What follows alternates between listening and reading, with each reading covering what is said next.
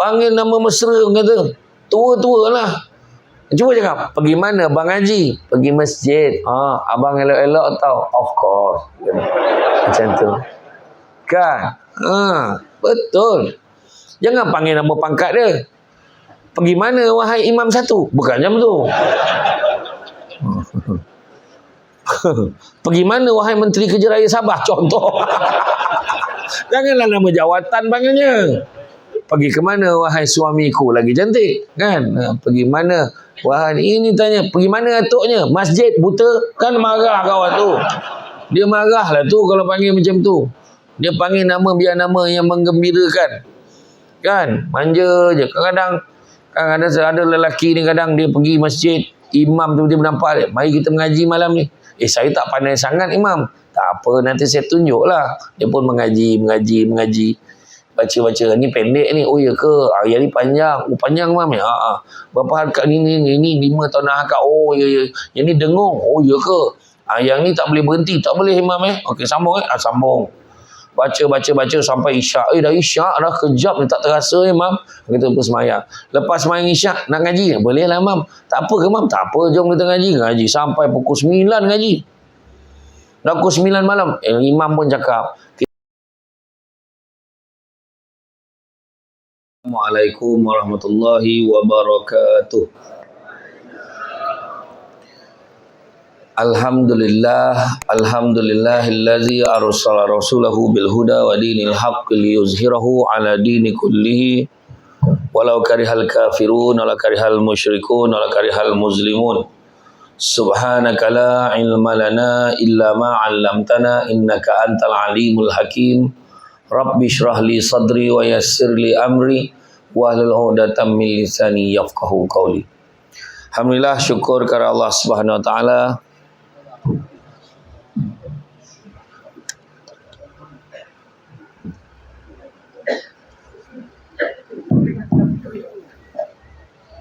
Sekali lagi berhenti, saya tak camah.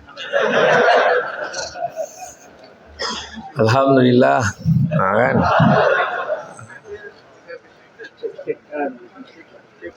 Ada stand tak? Kalau stand mungkin dia mungkin tak gerak tu. Alhamdulillah, syukur kepada Allah SWT. Segala puji bagi Allah Tuhan sekalian alam. Salawat dan salam ke atas junjungan besar Nabi Muhammad sallallahu alaihi wasallam. Terima kasih banyak diucapkan kepada Tuan Pengerusi acara yang berhormat Datuk Insinyur Syahilmi bin Yahya, Timbalan Ketua Menteri 3, merangkap Menteri Kerja Raya, merangkap Ahli Dewan Undangan Negeri Tanjung Keramat, Parlimen P1730 Tatan. Banyak betul ya. Alhamdulillah. Seterusnya begitu juga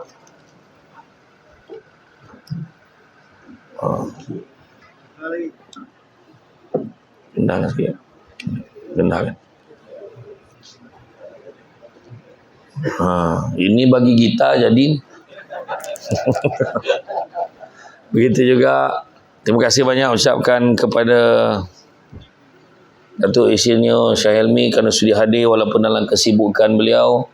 Begitu juga Tuan Pengerusi Masjid, Tuan Imam, Barisan Jawatankuasa Hulu Balang penggerak aktiviti masjid. Tahniah kerana berjaya menggerakkan program Karnival Munajat Cinta Masjid Daerah Putatan. Cuma sedih sikit lah sebab saya dipisahkan daripada sahabat-sahabat saya dalam forum tu. Biasa kami bertiga, tergamak betul masjid ni pisahkan saya dengar. Tapi tak apalah.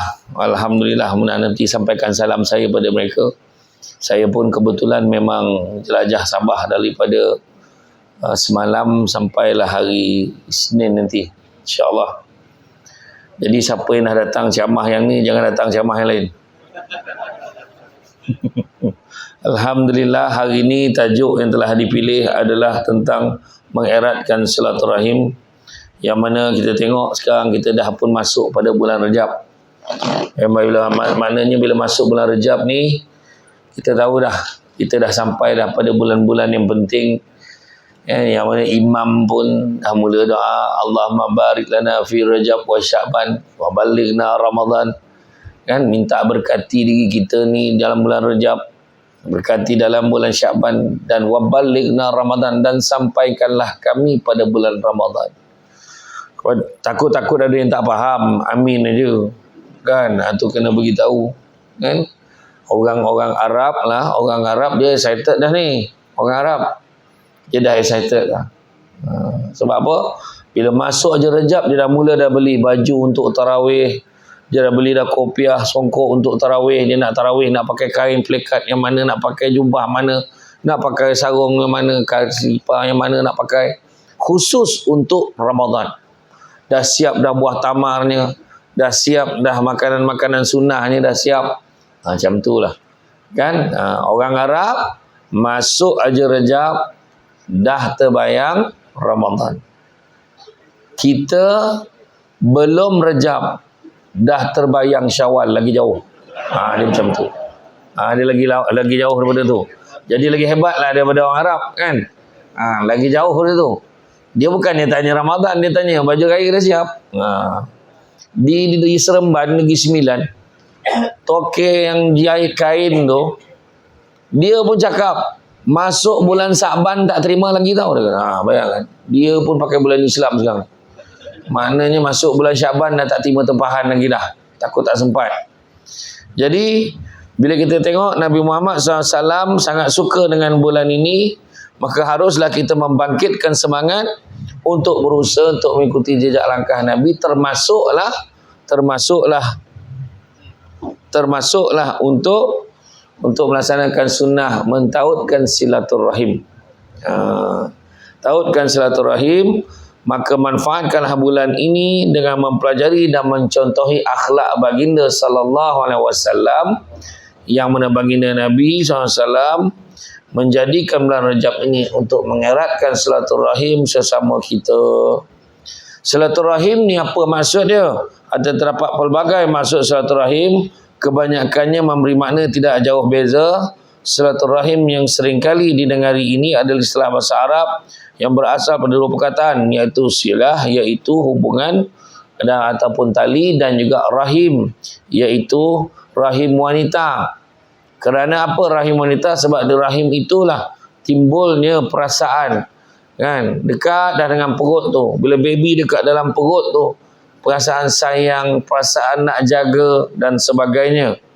Maka bila digabungkan silaturahim secara umum, memberi erti menghubungkan tali kekerabatan dan kasih sayang sesama manusia, sama ada ahli keluarga, kaum kerabat maupun jiran tetangga. Jadi makna kata itu adalah silaturahim. Dan perbuatan ini adalah perbuatan yang digalakkan oleh agama. Kalau kita tengok bagaimana Allah Ta'ala berfirman, wahai manusia, bertakwalah kamu kepada Tuhan kamu yang telah menciptakan kamu daripada diri yang satu, Adam alaihissalam. Dia, Allah Ta'ala menciptakan, dan daripada pasangannya Hawa, dia mengembangkan daripada kedua-duanya zuriat keturunan lelaki dan perempuan yang ramai. Dan bertakwalah kepada Allah yang dengan namanya kamu saling meminta, serta peliharalah hubungan silaturahim kaum kerabat. Sesungguhnya Allah adalah maha menguasai, yakni memerhatikan kamu. Juga pada hadis kursi, iaitu secara maknanya datang pada Allah, yang mana baginda menyampaikan, Allah berfirman, aku adalah maha pengasih dan ia adalah rahim. Dengar. Aku adalah maha pengasih dan ia adalah rahim.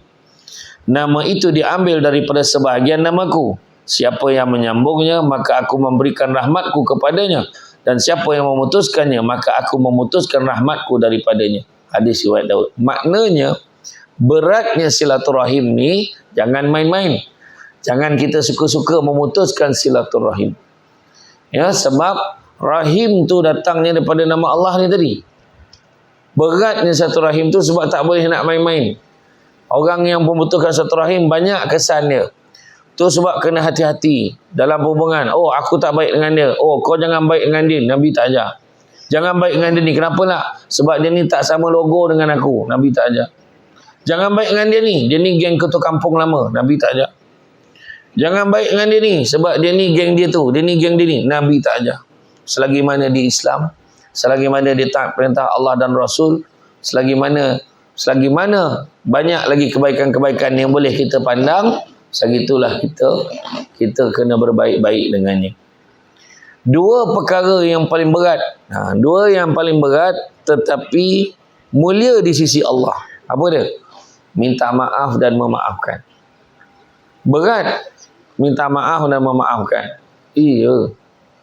Nak cakap apa? Minta maaf dan memaafkan. Kadang-kadang nak minta maaf tu, kan aku minta maaf dengan dia. Aku bapa saudara, dia anak saudara. Kenapa pula aku minta maaf dengan dia? Dia kata. Kenapa pula aku ayah dia? Dia anak aku, kenapa pula aku minta maaf dengan dia? Tu biasalah kan. Aku lagi tua daripada dia. Contoh. Dia tu budak lagi. Dia lah kena minta maaf dengan aku. Ayat tu lagi. Kenapa pula aku minta maaf? Bukan salah aku. Tu lagi banyak. Betul tak? Apa pula aku minta maaf dengan dia? Aku imam, contoh.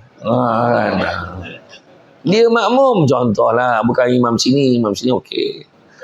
Kan? Itu minta maaf. Satu lagi memaafkan. Aku orang lain aku boleh maafkan, tapi bukan dia. Boleh pula pilih orang dia nak maafkan. Aku ni boleh maafkan, tapi yang dia buat tu sakit sangat hati aku. Contoh. Itu sebabnya kalau kita tengok, kan dalam perbuatan-perbuatan ni kenapa kita kena minta maaf dan kenapa kita kena memaafkan, walaupun tu bukan salah kita, walaupun kita ni lagi tinggi daripada dia, walaupun kita lagi berusia daripada dia. Sebab apa? Sebab takut mati dulu sebelum minta maaf. Macam tu je, senang cerita. Siapa tahu dia mati bila? Mana kita tahu? Kan, pagi tadi bangun subuh, hidup lagi. Kan? Tak ada siapa pun yang kecewa betul. Kenapa lah aku hidup lagi ni? Tak ada. Alhamdulillah Allah Ta'ala bagi umur kita bagi tadi. Kita tahu kita mati bila. Tarik nafas. Rasa-rasa sempat 50 tahun lagi ni. Siapa cakap? Berani? Baru cakap sempat tercekik sudu makan si lemak lepas ceramah ni. Langsung mati. Saya cakap apa? Berapa kali kita dekat dalam kawasan kita, kampung kita kan, kita dengar kawan kita ni, jiran kita ni sakit tenat. Abang ingat nak pergi tengok lah dia petang nanti. Kesian dia. Macam mana lah. Petang ingat nak pergi tengok lah. Lepas Zuhur kita bertelelap. Lepas tu kita pun tengok pula TV. Ada pula ulangan bola malam tadi. Tengah-tengah tengok, isteri tanya, bang tak jadi ke pergi tengok ni? Kata nak tengok jiran kita yang sakit tu. Biarlah besok kot, besok.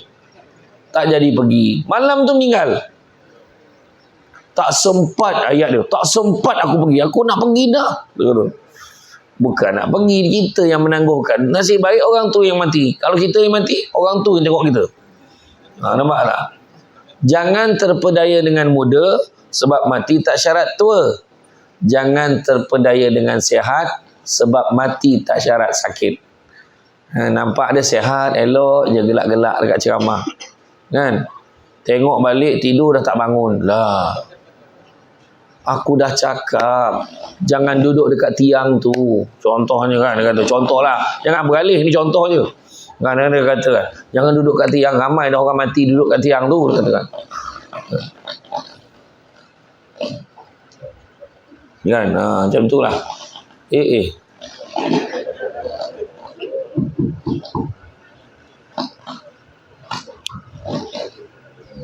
Biasalah tu. Kan?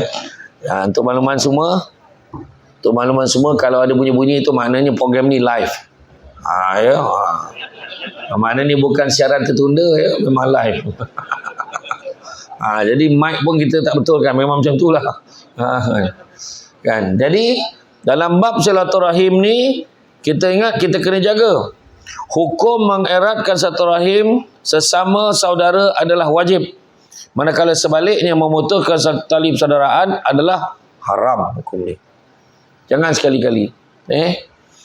Tak ada. Aku tak nak baik dengan dia. Aku tak nak baik dengan dia. Jangan dia lalu.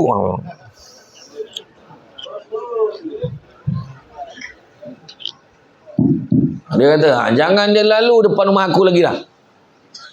Aku haramkan dia lalu depan rumah aku. Dia kata macam tu. Masalahnya itulah satu-satunya jalan keluar dari kampung tu. Dah tak ada jalan lain dah. Macam mana? Aduh, kan? Jaga silaturahim. Kalau kita tengok Nabi cukup jaga, kan? Terdapat 3 jenis silaturahim menurut perspektif Islam. Pertama, silaturahim umum, iaitu silaturahim sesama Muslim. Jadi semua ni kita bersaudara, kan? Tengok, kita nampak sama lebih kurang je. Kalau orang tak tengok betul-betul poster tu, orang tak perasan pun siapa timbalan ketua menteri. Sebab gambar kat situ siap bersampin bagai. Kan? Dekat sini pakai jubah selamba aja, kan? Sama. Kalau dia tak duduk kat sofa tu, mati-mati orang ingat dia ni orang biasa. Orang kebanyakan. Sila-sila orang ingat aku ketua menteri. Contoh. Mustahil lah bukan orang Sabah. Kan? Tak. Betul tak? Sebab nampak kita sama je. Kan? Punyalah, cuba tengok hari ni. Timbalan ketua menteri duduk bawah. Samsul Serbat duduk atas. Cuba fikir. Biasa dia duduk atas. Sebab kita sama je sebenarnya. Yang membezakan, Nabi kata apa? Amal soleh dan ketakwaan kita. Kan? Susah nak tengok. Saya susah. Jaranglah saya tengok orang yang berjawatan-jawatan tinggi ni datang kuliah subuh. Jarang. Kan? Jarang ni kira steady lah. Saya tak nak apa-apa ni. Tak ada. Saya betul. Kan? Aduh. Betul. Jadi kita jangan pula dengki. Tengok dia sedap duduk kat sofa. Yang duduk kat sofa depan ni semua tanggungjawab besar ni. Betul. Orang belakang ni balik pun tak perasan. Yang duduk depan ni kencing pun tahan. Nak cakap apa? Kata apa? Tanggungjawab besar. Tu sebab saya cepat naik atas ni. Kan? Jadi itu dia. Kan? Jadi kita jangan. Kadang kita sibuk kata. Beza kita ni. Sama di sisi Allah Subhanahu Wa Taala. Yang kedua, silaturahim khusus. Iaitu silaturahim antara keluarga dan kaum kerabat. Saudara mara kita. Yang ada pertalian darah dengan kita. Dan terakhirnya adalah silaturahim antara yang bukan seagama. Maknanya dengan yang bukan seagama dengan kita. Itu sebabnya kalau kita tengok dalam kawasan kejiranan kita, dalam bab berjiran tu, jiran pun ada jiran 3 hak. Pertama, jiran tu dia saudara mara kita dan di Islam. Maka dia ada hak sebagai seorang jiran, dia ada hak sebagai seorang Islam, ada hak sebagai saudara. Kan? Sebab dia pertalian darah. Yang keduanya, dia Islam tapi bukan saudara. Dia ada hak sebagai seorang jiran, dia ada hak sebagai seorang Islam. Yang ketiga, jiran satu hak. Dia bukan saudara, dia bukan Islam. Dia tetap ada hak sebagai seorang jiran. Itu sebab kalau kita buat jamuan, kan, kita buat jamuan macam di Sabah, di Sarawak ni dia ada pelbagai suku kaum keturunan, kan. Jadi kalau kita buat jamuan, contohlah masjid nak buat jamuan Aidilfitri. Contoh, ajaklah semua. Ajak semua. Yang bukan Islam pun boleh ajak. Dekat kawasan kita tu ajak. Datang. Kan? Samsul Serbat pun ajak. Ini buat jamuan tak ajak. Gitu kan? Ajak. Kemudian yang bukan Islam tu kita siap. Kita tahu dah sensitiviti dia. Dia orang tak boleh makan apa. Contohlah. Kita dah siapkan. Ni makanan-makanan apa semua. Contoh kita ajak tu pada waktu apa? Kita ajak pada waktu maghrib contohnya. Lepas maghrib dia pun datang. Kita tak tahu. Dia bila dia datang tu dia seronok sangat. Tak pernah orang ajak dia makan dekat majlis-majlis yang macam tu. Contoh. Dia bukan Islam. Tiba-tiba masuk isyak. Azan. Allahu Akbar. Semua diam. Dia pun tengok semua diam. Lepas tu dia kata tak apa. Semua teruskan makan ya. Kami nak solat isyak dulu. Masuklah solat isyak. Lepas tu yang dia tengah makan tu terdengar pula imam baca. Sama dia tak pernah dengar imam baca. Dia dengar imam baca Bismillahirrahmanirrahim. Alhamdulillahirrabbilalamin. Ar-Rahmanirrahim. Maliki yaumiddin. Iyyaka na'budu wa iyyaka nasta'in. Tiba-tiba menusuk ke kalbu mereka yang bukan Islam ni. Diam-diam dia pergi jumpa imam. Dah habis tu tengah makan, dia bisik ke imam. Imam, boleh tak ajar saya tentang Islam? Mana kita tahu? Saya pernah ceramah di Simpang Renggam. Dululah, lama dah. Simpang Renggam, ada seorang wakil rakyat ni. Dia Cina. Dia bangsa Cina. Tapi dia rajin pergi tolong masjid ni. Dia bagi solar panel. Dia bagi sumbangan macam-macam kat masjid ni. Kemudian setiap program kalau ada ceramah Isra Mi'raj ke, Ma'al Hijrah ke, ceramah Maulud Nabi, dia datang dan dia dengar. Walaupun dia bukan Islam. Dia dengar, dia bukan, kalau kebanyakan tu kadang-kadang datang sampaikan hadiah aja. Dia datang, dia dengar ceramah sekali. Dan dia banyak tanya imam. Imam, apa maksudnya ni? Apa maksudnya ni? Dia tanya. Itu sekali itu saya datang masa tu, dia jemput ceramah tu kat masjid tu. Tentang, masa tu nak meraihkan bakal-bakal haji. Ada berapa orang, 10 orang bakal haji nak berlepas dah masa tu. Saya pun pergilah ceramah. Tapi sebelum saya ceramah, YB tu berucap dulu. Dia cakap, maka dengan ini saya ucapkan semoga bakal-bakal haji membawa pulang haji yang mabuk. Dia kata, apa hal pula mabuk? Dia kata. Saya kata bukan mabuk, YB kata. Mabrur. Oh, lain. Mabuk lain kata kan. Oh, mabrur kata kan. Ajar dia. Jadi makna kata dia nak belajar. Kita tak tahu. Tu sebabnya. Kalau kita tengok kan Abang Adam Kori, kenal Abang Adam Kori? Alah, Dragon. Kan Abang Adam Kori. Dia dalam tempoh dia masuk Islam tu, dalam tempoh berapa belas tahun di Islam, dia telah berjaya mengislamkan 17 orang lagi sahabat-sahabat dia. Bayangkan. Kita nak berpuluh tahun Islam. Seekor pula seorang pun tak dapat. Macam mana? Kan? Sebab apa? Kadang-kadang kita terlupa nak mengembangkan syiar. Sebab apa? Islam ni, dia punya daya tarikan dia apa? Adab dan akhlak. Macam tu. Nampak? Adab dan akhlak. Tengok, baru sebut adab dan akhlak. Dah sampai air. Nak kata apa? Kan? Bak kata orang, makan sirih berpinang tidak. Pinang ada di kota Melaka. Makan sirih mengenyang tidak. Tagah dek budi dengan bahasa. Bayangkan air kosong siap berdulang. Cuba fikir. Terima kasih kan. Terima kasih. Bukan senang. Jauh-jauh datang air kosong. Alhamdulillah. Okeylah. Alhamdulillah. Bismillahirrahmanirrahim. Kalau mencari pokok berbuah, pucuk lobek dahan berdaun. Kalau nak jadi insan bertuah, duduknya beradab, tagak bersantun. Macam itulah. Jadi itulah dia kan. Alhamdulillah. Terima kasih banyak. Kan? Jadi kalau kita tengok adab dan akhlak ni, itu sebab Nabi, kalau kita tengok macam mana Nabi menyantuni yang bukan Islam macam mana. Nabi sekali tu, Nabi lalu, kita tahu kan cerita yang makcik tua yang buta yang maki hamun Nabi setiap hari tu. Nabi lalu dekat jalan tu, makinya Nabi hari-hari. Dan bila maki tu sahabat marah ni, sahabat marah. Nabi kata, sabar, biarkan. Nabi kata. Sampai satu ketika Nabi lalu, tak ada makcik tu. Mana pergi makcik tu? Sahabat tu seorang tu kata, padan muka dia Rasulullah, dia dah sakit, dah tak boleh bangun. Dia padan muka dia. Jangan, tak baik. Nabi boleh pergi belak rumah dia. Nabi suapkan makanan kepada dia. Cuba fikir. Nabi boleh pergi belah ziarah dan suapkan makan tanpa orang tua tu tahu siapa yang menyuapkannya. Itulah dia Nabi kita. Kan? Kemudian setelah Nabi wafat, Sayyidina Abu Bakar As-Siddiq dia tanya kepada Aisyah, wahai putriku, aku nak tanya, sepanjang hayat Rasulullah tu apa amalan yang kau nampak dia tak pernah tinggal buat setiap hari? Dia buat itu, buat ini, buat ini. Termasuklah dia pergi ziarah orang tua ni, suapkan dia makan. Sayyidina Abu Bakar pun nak cuba buat yang itu. Dia pergi dekat rumah orang tua makcik buta ni. Dia ambilkan roti, dia cecah dekat dalam air tu biar lembut. Kemudian dia suap selembut-lembutnya. Bila suap masuk dalam mulut makcik tu, makcik tu keluarkan balik.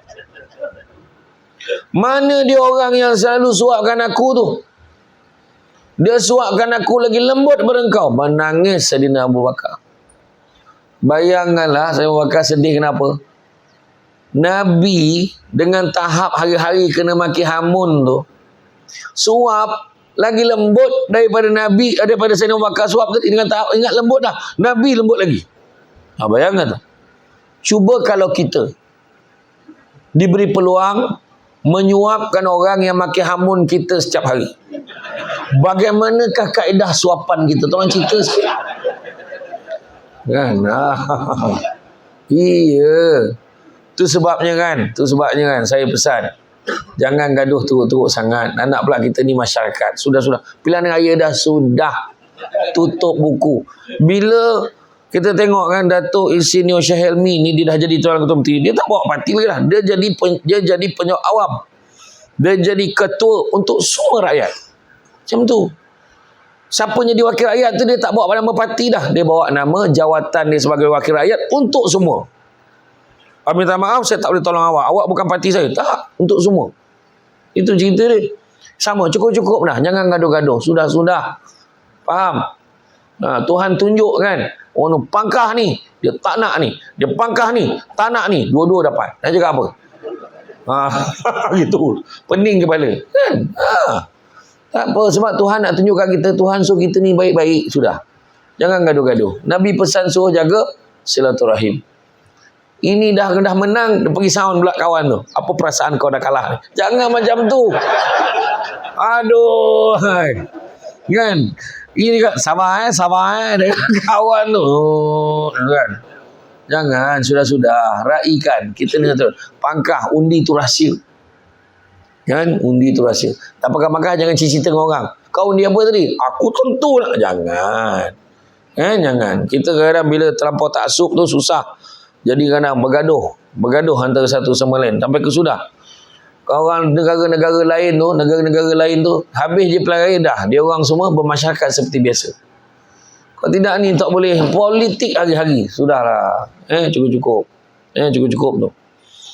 Kemudian kita tengok bagaimanakah yang berlaku di zaman Rasulullah SAW ketika Asma binti Abu Bakar menerima sebuah hadiah daripada ibunya, lalu menolak hadiah tersebut disebabkan ibunya seorang musyrik pada ketika itu.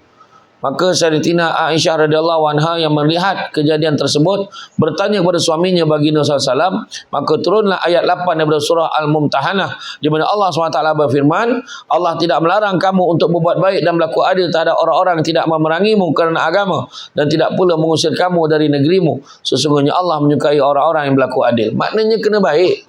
Dia tetap ibu kamu. Betul tak? Walaupun ibunya itu bukan Islam. Selagi mana dia tidak memerangi, maka berbuat baiklah. Tanggungjawab buat baik kepada ibu bapanya walaupun bukan Islam. Itu sebabnya kadang-kadang kena faham bila bertukar agama ni, masuk agama Islam ni, kena faham. Islam kita ni bukannya agama yang memusuhi, tak. Agama ni agama yang syumul, menyeluruh. Cuma saya selalu pesan, kalau nak kahwin silang agama ni, tak kiralah nak kahwin dengan orang yang bukan Islam ni, tak kiralah yang cerah, yang separuh cerah, yang gelap, tak kiralah.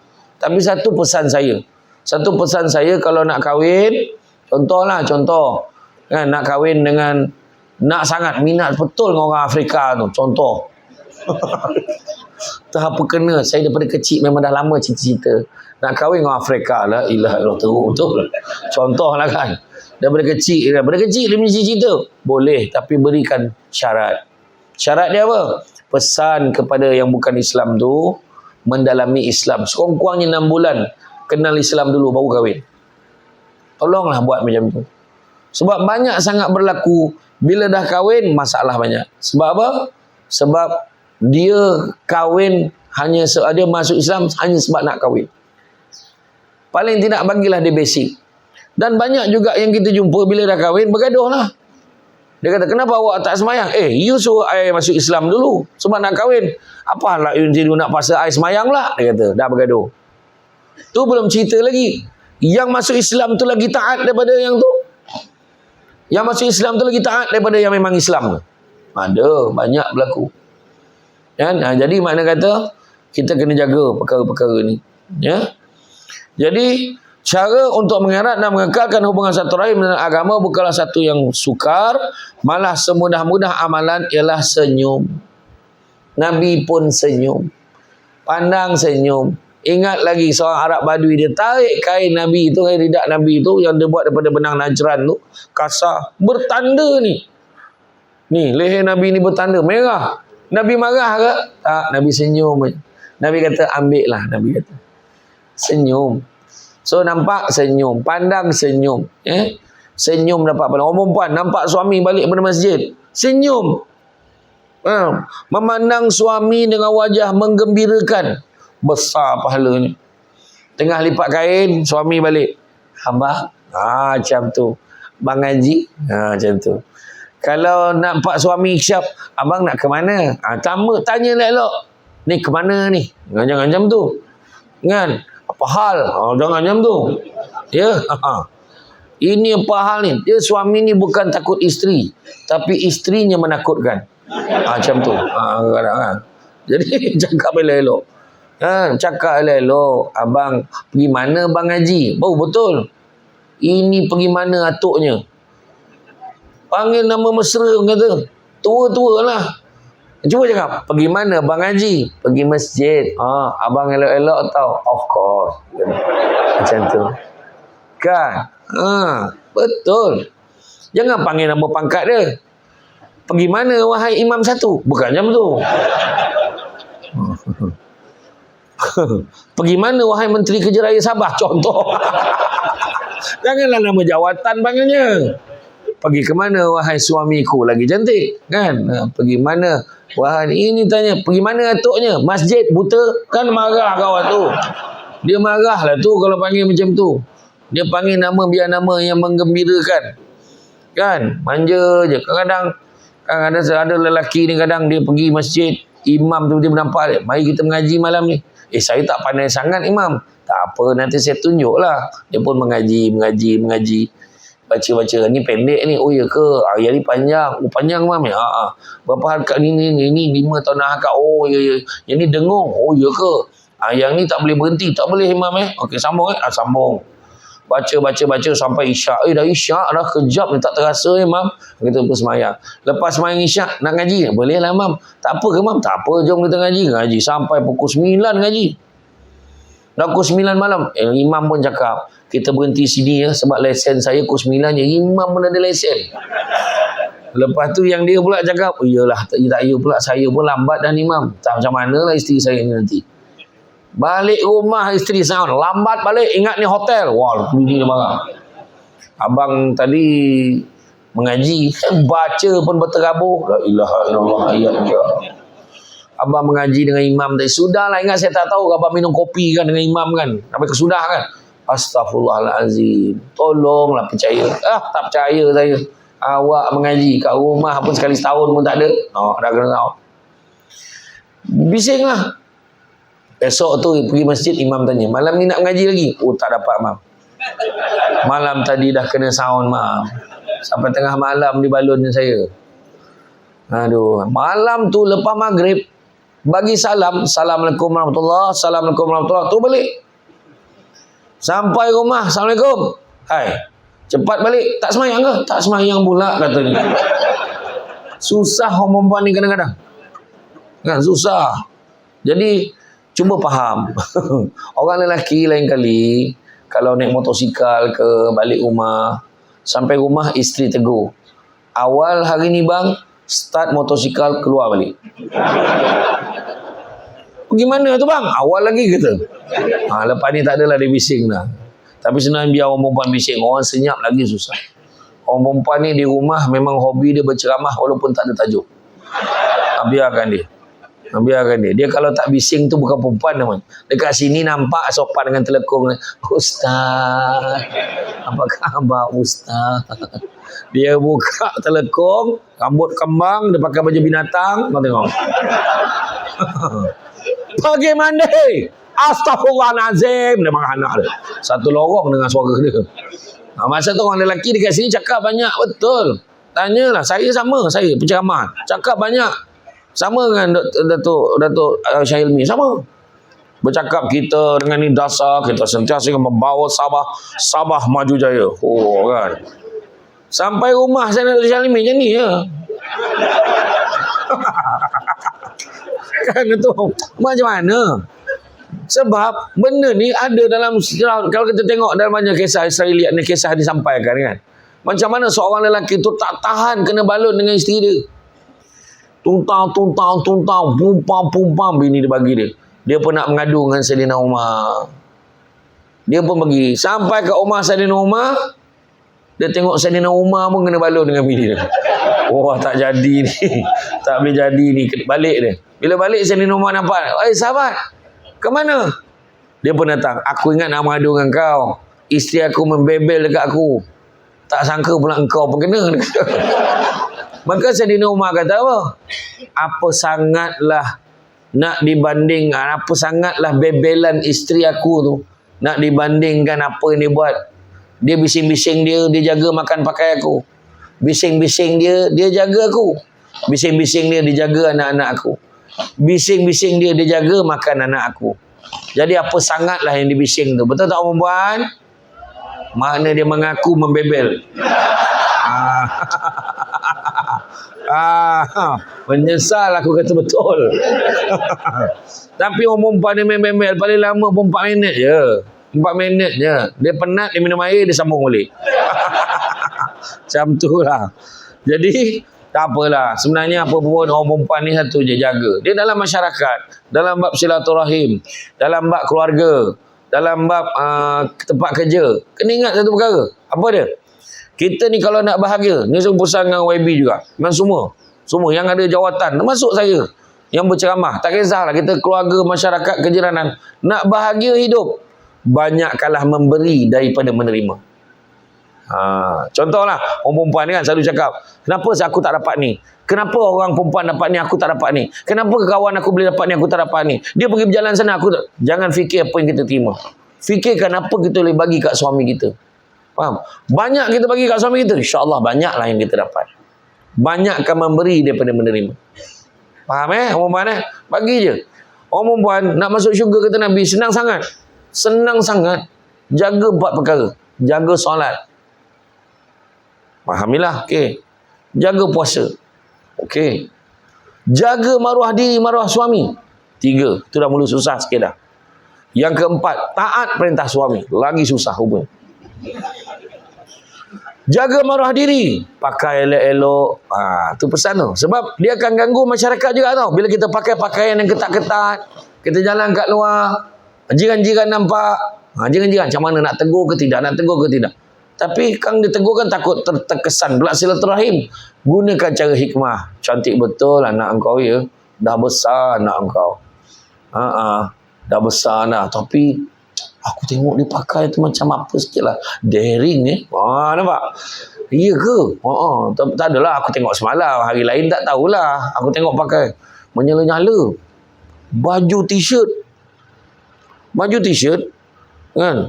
Pakai tudung macam ni lah. Selak sini.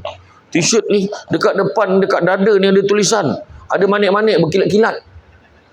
Kita yang lelaki ni terpaksalah baca. Apa yang ditulis tu? Dah dekat-dekat baru tahu. Rupanya ditulis apa tengok-tengok. Apa tengok-tengok. Kuasam betul. Lepas tu dia menjeling. Dia menjeling. Rupanya dekat belakang ada tulisan lain. Kalau nak cakap, Ya Allah Akbar. Bahaya betul. Bila tanya, mana dapat baju ni? Dekat pasar tamu tu banyak dapat. Banyak jual. Ya ke? Mak tak marah ke? Mak pun ada satu. Dia kata. Masalah. Maknya pakai untuk suami. Nampak tak? Nak tegur tu kena pandai. Kena pandai. Jangan kita main tegur. Inilah anak engkau ni. Cubalah kau jaga sikit. Jangan. Pakai bahasa yang berhikmah.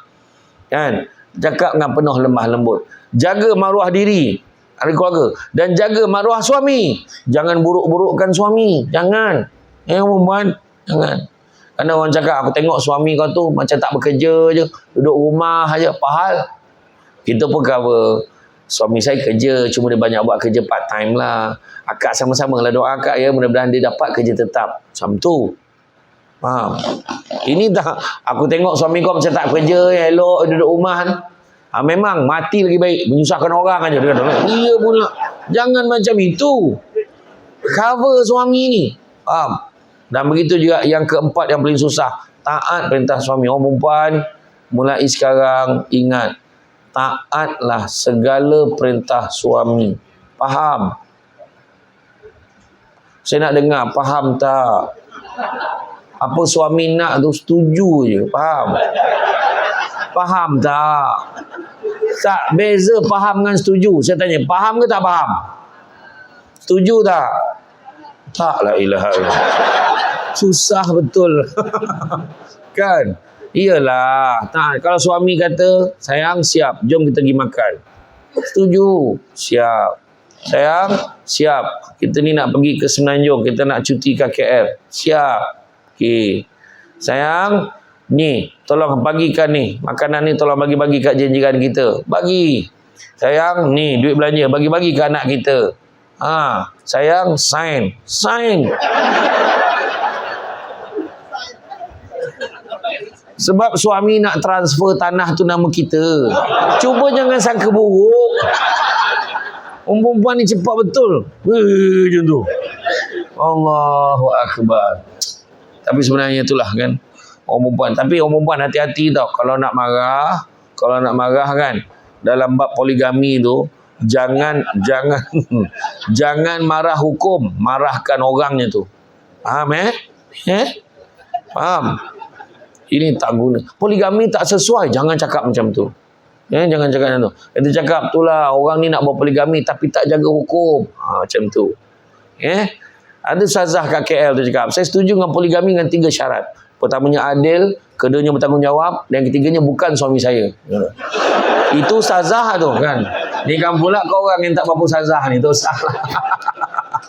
Kan.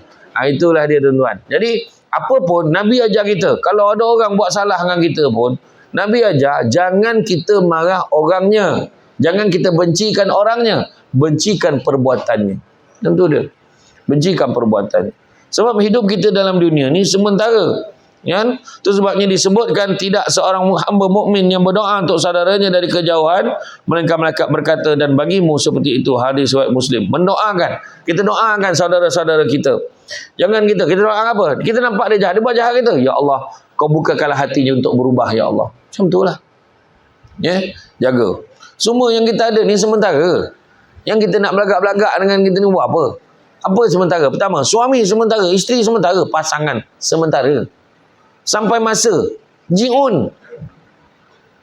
Inna lillahi wa inna ilaihi raji'un. Saya ambil ji'un ni. Sampai masa ji'un. Katakan. Sampai masa mati. Dah lah menurut kajian, suami mati dulu pada isteri. Tahu? Saya ceramah dekat pusat aktiviti warga emas di Jempol, Negeri Sembilan. Saya masuk dalam dewan tu, semua perempuan. Wah, apa hal? Semua perempuan.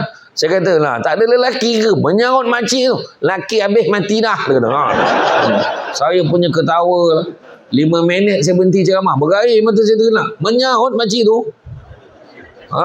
Menurut kajian, lelaki mati dulu daripada perempuan. So, orang perempuan layan suami sebaiknya. Bila masak tu, masak yang terbaik. Kita tak tahu kalau itu hari terakhir dia. Tapi janganlah masak tu mengaung pula.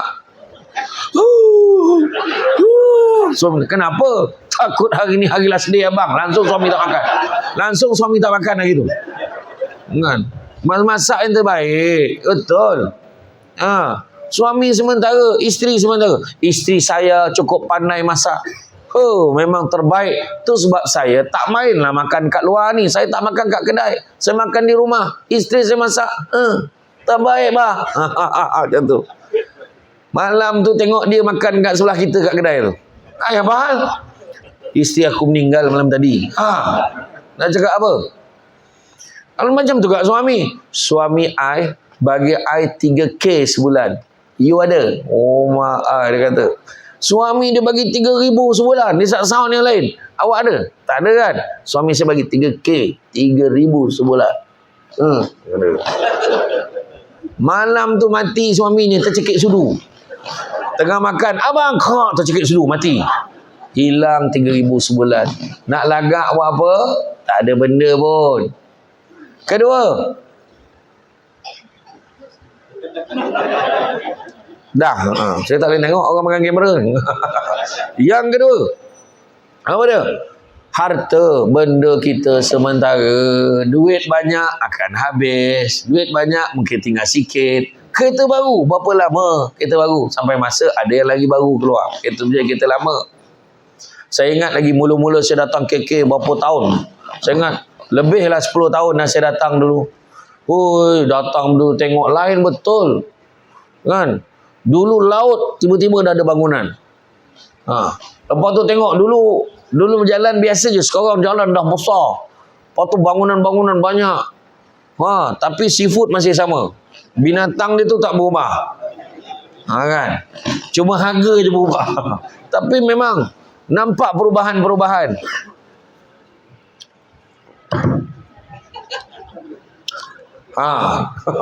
Dia memang kena gili-gili ya. Lain macam mikrofon kau ni. Kan? Jadi mana kata perubahan. Dulu kita tengok rumah tu paling besar dulu. Hari ni rumah tu dah jadi lama. Ada rumah yang lagi baru lagi. Nampak tak kan? Jadi nak menunjukkan sementara. Sementara je. Harta benda sementara. Begitu juga yang ketiga, pangkat kedudukan. Dulu ketua menterinya lain. Ketua menterinya tukar lagi. Dia bertukar sebab peredaran masa. Kan? Datuk Syah Hilmi pun tak sangka ni. Tak pernah termimpi pun dia. Sebelum dia dilantik tu, ya Allah, tiba-tiba dia jadi timbalan ketua menteri 3. Bayangkan, TKM tu. Saya tak nak apa-apa tu. Saya tak nak apa-apa. Walaupun banyak kali saya sebut kan. Betul. Maknanya, tapi dia pun tahu ini sementara. Mungkin 1 penggal, 2 penggal, 3 penggal, mungkin. Tapi lepas tu mungkin orang lain pula. Dia takkan selama-lamanya. Maknanya semua pinjam-pinjaman. Syamsul Debat dulu pernah bergelar pengarah undang-undang, legal advisor. Kau nampak kocik ni, ya main. Tapi akta ni, Federal Constitution semua dalam kepala. Kan? Tapi sampai masa dulu jadi pengarah, ada 80 orang enforcement bawah saya. Saya ada 10 orang pembantu takbir. Ada 10 orang bailiff. Saya ada 2 PA, seorang India, seorang Melayu. Jaga jadual saya. Setiap pagi meeting.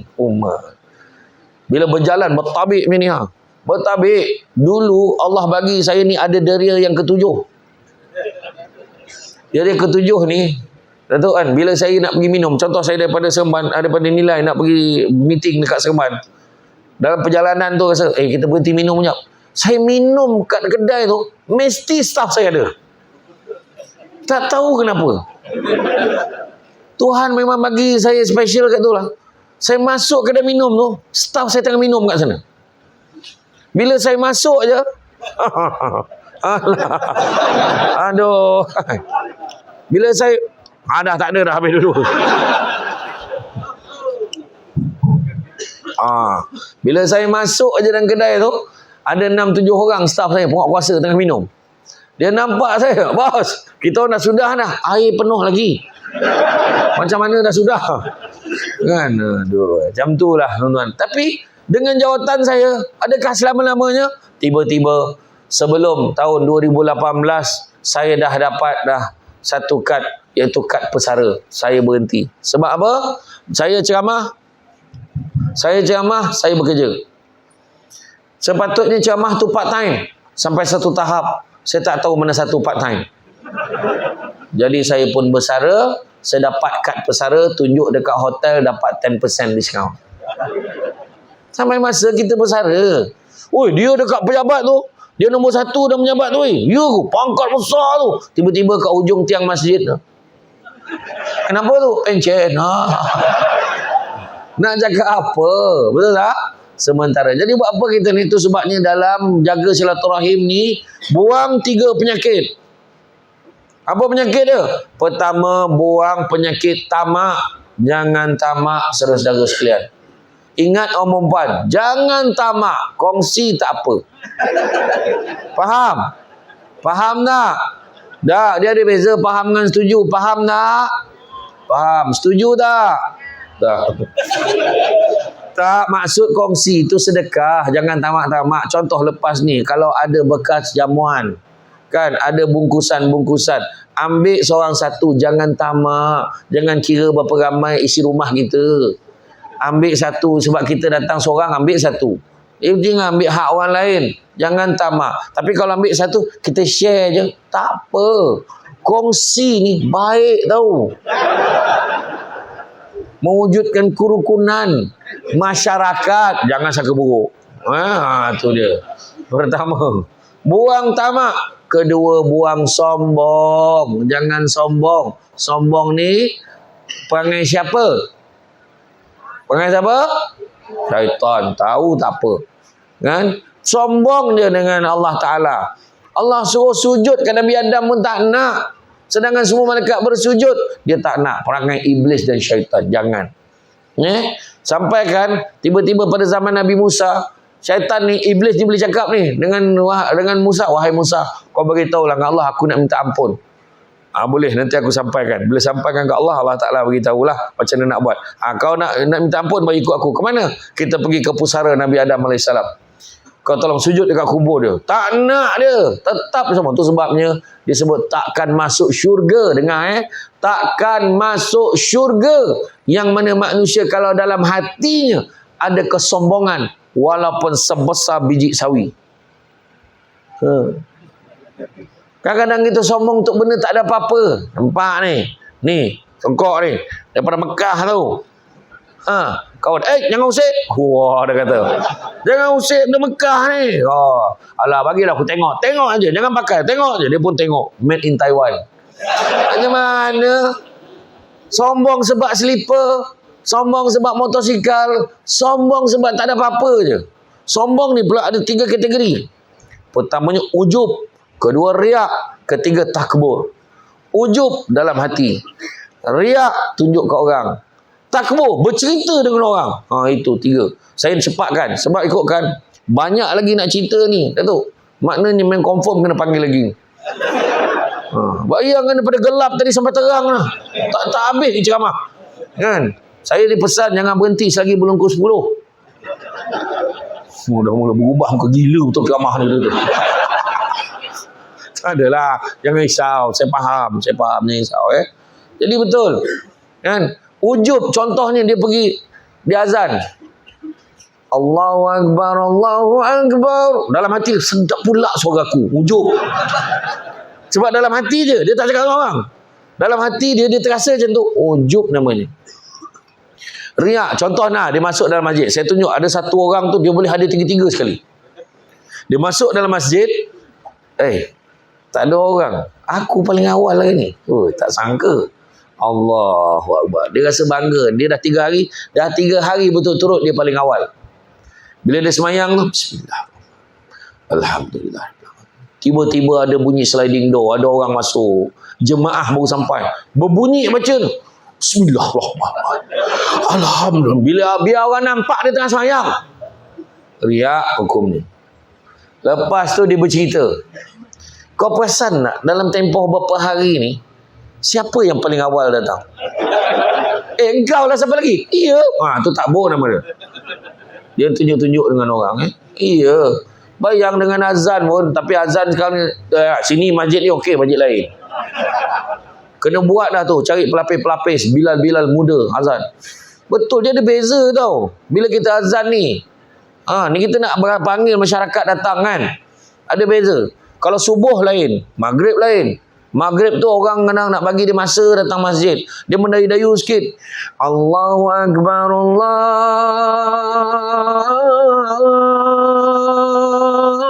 Akbar. Macam tu. Subuh, Allahu Akbar, Allahu Akbar. Macam tu. Kalau maghrib, asyhadu an la ilaha illallah. Macam tu. Mendayu sikit. Subuh, asyhadu an la ilaha illallah. Macam tu je. Kalau maghrib, hayya 'alas salat.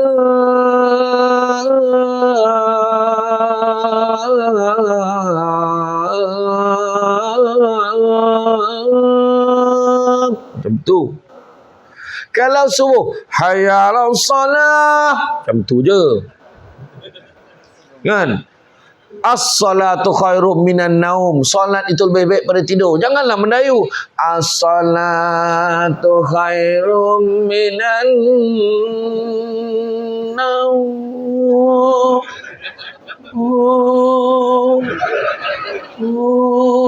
Memang tidur. Dia subuh tu as-salatu khairum minan naum. Ataupun as-salatu khairum minan naum. Ada tu apa? Marah betul Bilal ni. kadang sedih tau. Orang pagi jalan, terkejut tau. Subuh tu. Wah. Bunyi apa tu? Manggil apa je.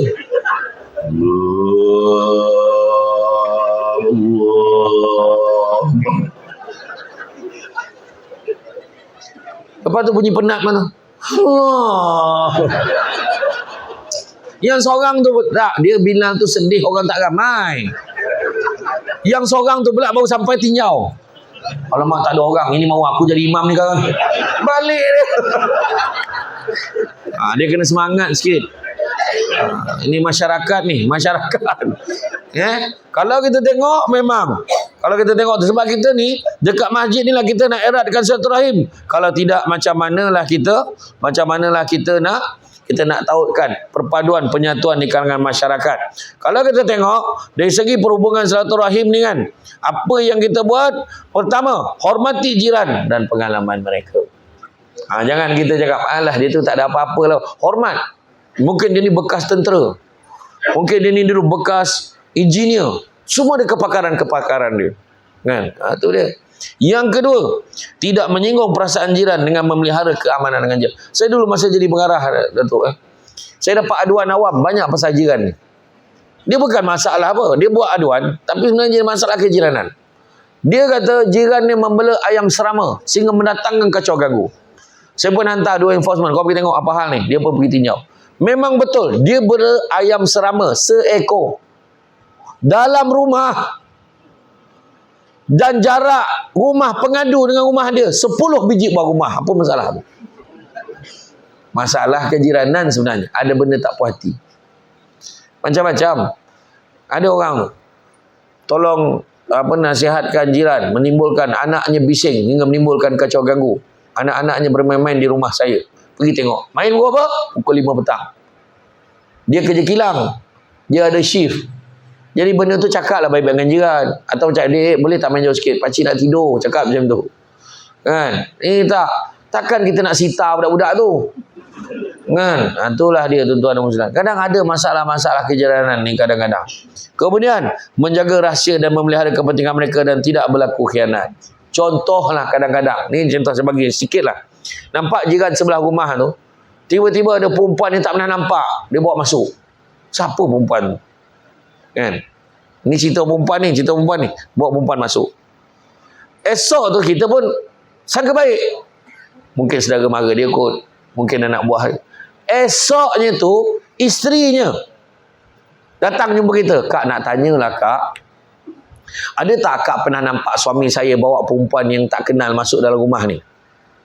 Masa tu kena bijak nak jawab. Kalau aku jawab jujur ni boleh merosakkan rumah tangga dia.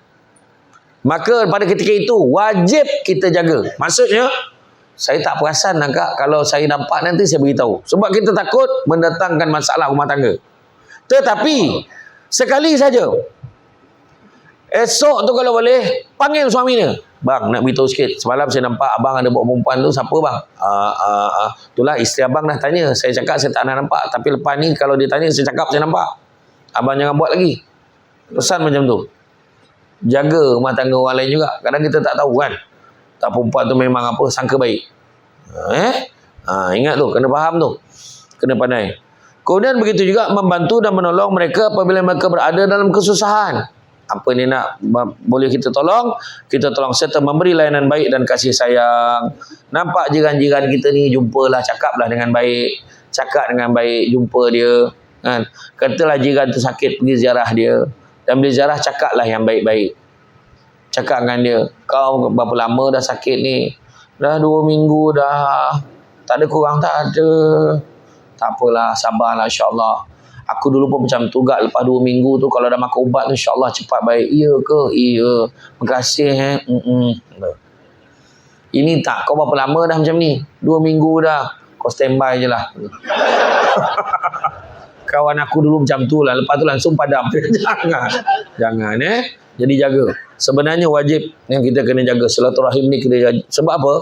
Yang terakhir, silaturahim ni kan saya kata tadi, rahim ni sifat Allah yang Allah berikan dalam hubungan. Contohlah katalah saya dengan Datuk Syah Hilmi lah. Kita orang bergaduh lah. Lepas tu bila cakap, Syahilmi, kau tak boleh baik ke dengan Samsul Debat tu? Aku dah nak baik dengan dia, dia yang tak nak baik. Aku dah hulur tangan dah kat dia. Dia yang tak nak salam tangan aku. Datuk Syahilmi kata. Yang seorang lah tanya Samsul Debat. Ni, Samsul, apa yang kau marah dengan Datuk Syahilmi tu? Tak boleh kau baik-baik. Aku memang nak baik dengan dia, tapi aku rasa dia jumpa dia, dia tak nak jumpa aku. Dua-dua bagi alasan. Akhirat nanti, silaturahimnya akan bersuara. Siapa sebenarnya yang dalam hati tu tak nak baik? Itu sebab tak boleh nipu dah masa tu. Itu sebab tolong jaga pumat. Saya dengan Datuk Syahilmi okey je. Okey, tak ada apa ni contoh. Ya, kita berbuat baik. Berbaik-baik antara satu dengan yang lain. InsyaAllah. Saya pun bangga. Orang-orang Sabah ni semua ramai kenal saya. Yang bukan Islam pun kenal saya. Walaupun kadang-kadang nama tu salah sebut. Tapi saya okey je. Kan, dekat airport tu. Ya Allah, ambil gambar boleh? Saya kata boleh. Tak salah orang, tak salah. Adi Putra kan? Saya kata bukan. Saya kata apa hal pun. Kan? Aduh, hai. Dia boleh panggil Adi Putra. Saya pun tak adalah terbawa-bawa sangat. Tapi saya masuk dalam bilik air tu. Yang mana yang sama tu. Jadi tuan-tuan dan puan-puan sekalian, rasanya itulah dia. Apa pun tolong jaga. Sebab orang yang membutuhkan satu rahim, pertama, doanya tidak akan dimakbulkan oleh Allah SWT. Kedua, amalan dia tidak akan diterima. Ketiga, kebaikannya akan tergantung. Jadi jangan kita rugi-rugikan diri kita atas dunia. So buat baik kan senang. Kau ingat tak kisah seorang sahabat tu yang Nabi janjikan syurga. Dia tu syurga tu. Syurga, confirm masuk syurga. Apa amalan dia? Pertama, setiap kali sebelum tidur, dia tak terlupa dia maafkan semua orang. Kedua, sebelum dia tidur, dia berazam dalam hati dia, kalau aku hidup lagi esok, aku nak buat baik dengan semua orang. Dan yang ketiga, dia berazam, kalau aku hidup lagi esok, aku tak nak dengki dengan semua orang. Jadi tadi saya kata buang tamak, buang sombong, dan yang ketiga, buang dengki. Dengki bahasa Melayu, bahasa Arabnya hasad. Punya teruk di Malaysia ni, dua-dua pakai. Hasad, dengki. Jadi jangan kita dengki-dengki dengan orang. Jadi rasanya cukuplah sekadar itu tuan-tuan dan muslimin. Bak kata orang sepandai-pandai tupai melompat, akhirnya jatuh ke tanah jua. Walaupun perkongsian sudah tamat, mudah-mudahan meresap ke dalam jiwa. Budak-budak membawa galah nak menjolok buah berangan. Kalau ada silap dan salah, dikata tidak, dicaci jangan. Tenang-tenang air di laut, sampan kelok mudik ke Tanjung, hati terkenang mulut menyebut, jasa baik pihak penganjur menyebut hari ini, rasa nak junjung.